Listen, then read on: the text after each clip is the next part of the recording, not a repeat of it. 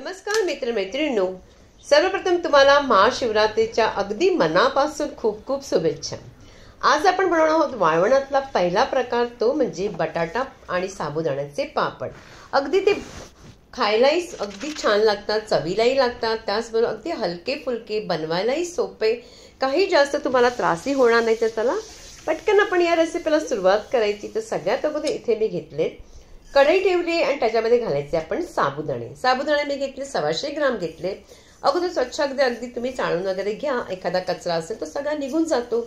आणि नंतर ह्याला मीडियम गॅसवरती अगदी व्यवस्थितरित्या अगदी भाजून घ्यायचे।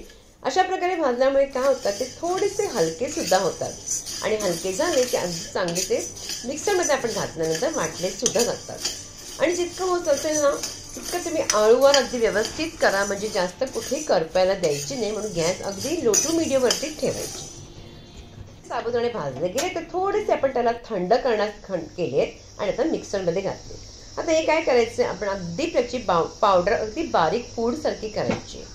तरी आपण हे वाटून घ्यायचे। तोपर्यंत आपण काय करूया, इथे घेतले मी परात घेतली आणि परातीवरती ठेवले मी चाळण। आता ही चाळण मैद्याची आहे, मैद्याच्या चाळणीमध्येच चाळायचे, कारण का जितकं अगदी बारीक ते आपलं जे साबुदाण्याचे पावडर होईल तितका तो चांगला। म्हणून ते थोडंसं एखादं राहतो चाळल्यामुळे काय होतं, थोडंसं आपला जर साबुदाण्याचे राहिलं तर ते पुन्हा मिश्रण आपण मिक्सरमध्ये घालायचं आणि पुन्हा वाटून घ्यायचं। अशाच प्रकारे जरासं राहिलं ते पुन्हा वाटीन आणि त्याच्यामध्ये आपण घालणार आहोत। मिक्सरचं भांडं घेतले, त्याच्यामध्ये 7-8 अशा मिरच्या घालायच्या, तिखट त्या वाटून घ्यायच्यात। त्याचबरोबर इथे घेतलेत मी बटाटे अगदी छान असे अगदी तुम्ही अगदी शिजवून घ्यायचे। त्याचा लगदा अगदी मस्त सॉफ्ट झाला पाहिजे, म्हणजे आतपर्यंत ते शिजले गेले पाहिजे। तर अगोदरच्या आपण साली काढून घ्यायचे। 125 ग्राम अगोदर तुम्ही साबुदाणे घेतले तर तुम्हाला इथे घ्यायचे अर्धा किलो तुम्हाला घ्यायचे बटाटे।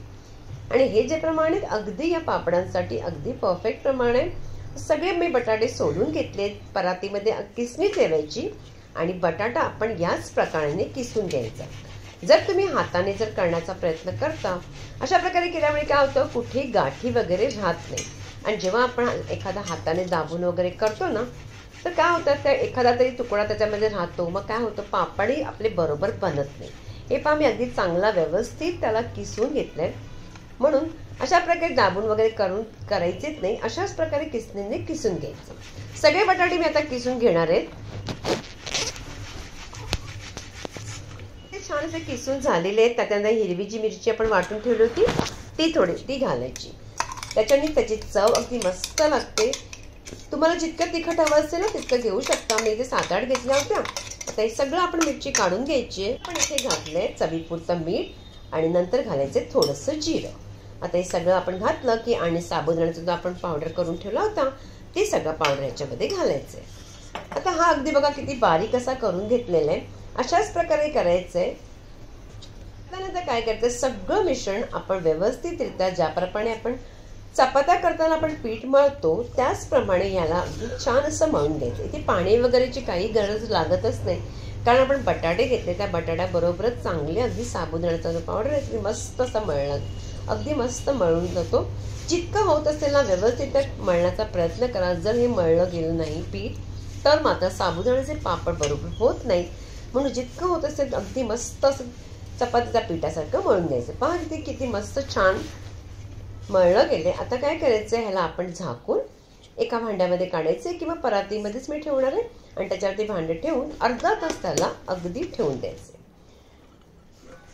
अर्धा तास झालेला आहे आणि त्याप्रमाणे हे पीठ छान असं काय होतं, अगदी व्यवस्थितरित्या अगदी फुगलं जातं। म्हणून आपण आता आपल्याला करायची सुरुवात पापडांना। तर पापडांना सुरुवात करायच्या अगोदर आपण एखादा साबुदाण्याचं आपण जे केलं आहे ते पीठ ते घ्यायचं। जितका तुम्हाला गोळा हवा असेल, लहान मोठा तुम्ही घेऊ शकता। मी इथे मीडियम असा तो गोळे घेतले। अशा प्रकारे करून आपण जितके अगोदर तुम्ही करणार तितके करून घ्यायचे। बाकीचे मिश्रण तुम्ही पुन्हा झाकून ठेवायचे। इथे पोळपाट घेतलेले, त्या पोळपाटावर काय करायचं, एखादं प्लॅस्टिकच्या पिशवीमध्ये पॉलिथिन घ्यायचं आणि त्याचा पेपर घ्यायचा। घेतल्यानंतर अशा प्रकारचं घेतल्यानंतर त्याच्यावरती काय तो गोळा अशा प्रकारे ठेवायचा आणि दुसरा पुन्हा एकदा प्लास्टिकचं ते कागद असेल ते ठेवायचं। आणि या ठिकाणी ठेवल्यानंतर जर तुमच्याकडे काही नसेल ना प्लॅस्टिकचं, तर तुम्ही कोणत्याही एखादी पिशव्यात आपला भाजी आणतात मिळतात त्यालाच कापून त्याप्रमाणे घ्यायचं. आणि नंतर हे जे पापड अगदी दाबून अशाच प्रकारे बोटाने पूर्णपणे जितके मोठे होत असतील, जितके पातळ करू शकता तितके करा.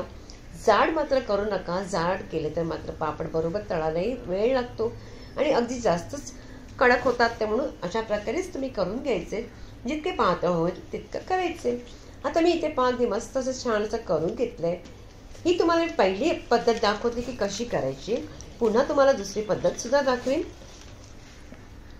आता हा पापड आपला छान असा रेडी झालेला आहे, तर ह्याला आपण बाजूला काढून ठेवून द्यायचे. पुन्हा इथे मी तेच प्लास्टिकचे एक कागद घेतले, त्याच्यात पुन्हा असाच प्रकारचा आपण ठेवायचा गोळा आणि त्यानंतर त्याच्यावरती पुन्हा त्याचप्रमाणे कागद ठेवायचं प्लास्टिकचं.